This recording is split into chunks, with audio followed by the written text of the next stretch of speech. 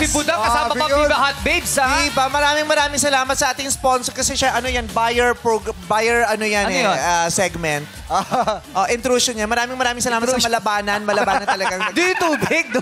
Silang hihigop. Kasi tao yun eh. Alam ko saan mapupunta yung tubig, di ba? Kasi wala namang connection dyan. Wala. So, Rekta yan, rekta. At saka maraming salamat doon sa mga labandera natin.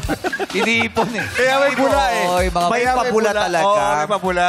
Diba? Na-try mo na ba yung mag-bathtub na may kasamang ganyang sexing babaeng katulad ni Budang? Hindi pa eh. Pero ayoko try ngayon. Tapos sasayawan ka ng sumayaw ang pretty.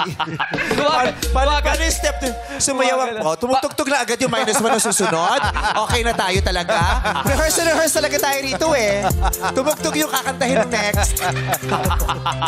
Baka naman ready na. Eto na. Nakikigulo rin sa atin ang mga taga-barangay BF International. Sige. Yeah.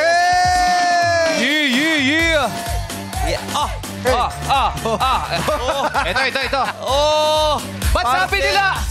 Bakit may pambado pala ng escort dito eh? Parang pang-escort to ah. Diba? Pang-escort to. Oo.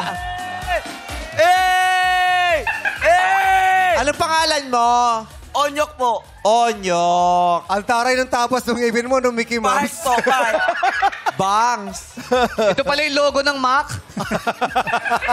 Mac? Yung Mac, yung Apple. May kagat. So, kakilala mo si Verna? Opo. Hindi mo naman siya naging jowa dati? Muntikan po. Hindi ka? Bakit? Ba't hindi natuloy? Ano nangyari? Nung naganap po siya ng iba kasi marami pong pila. Oh, marami. Pang ilan ka ba sa pila? Pang 31 po. Pang 31? Kung ikaw yung naging jowa niya, ano ba maibibigay mo kay Berna? Ano po? Gandang lahi lang po.